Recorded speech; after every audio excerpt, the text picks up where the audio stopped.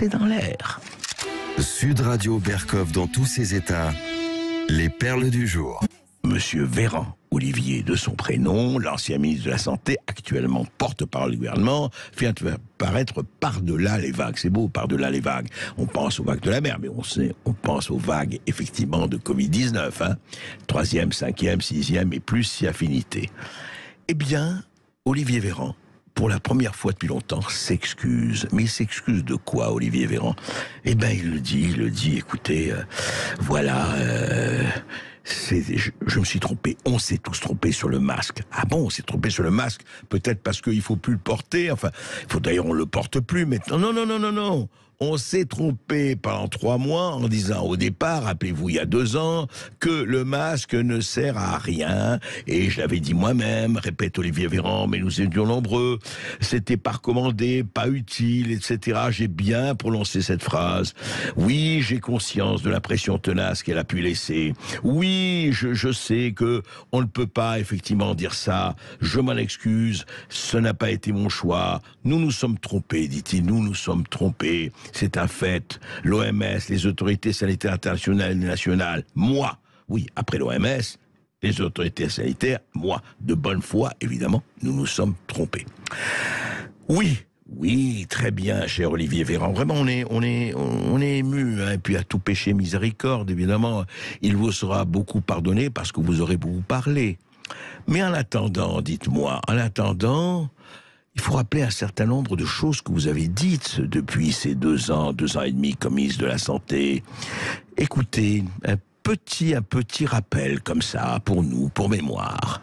Tester quelqu'un au hasard dans la journée parce qu'il a envie de savoir, non seulement on est sûr de pas trouver, mais en plus on va perdre des moyens qui sont importants pour pouvoir dépister les personnes vraiment malades. Mais en réalité, vous savez, ce qui fait que la grippe s'arrête au printemps, c'est pas la chaleur. C'est qu'en fait, au printemps, qu'est-ce qui se passe? On ouvre les fenêtres, on ouvre les portes, on n'est plus confiné dans des lieux, on va dehors. Et donc, c'est le confinement qui provoque la circulation du virus. J'insiste, l'usage du masque en population générale n'est pas recommandé et n'est pas utile. Il ne faut pas en porter. Porter un masque est inutile, c'est ça que vous nous dites? Porter un masque est parfaitement inutile à l'heure à laquelle je vous parle.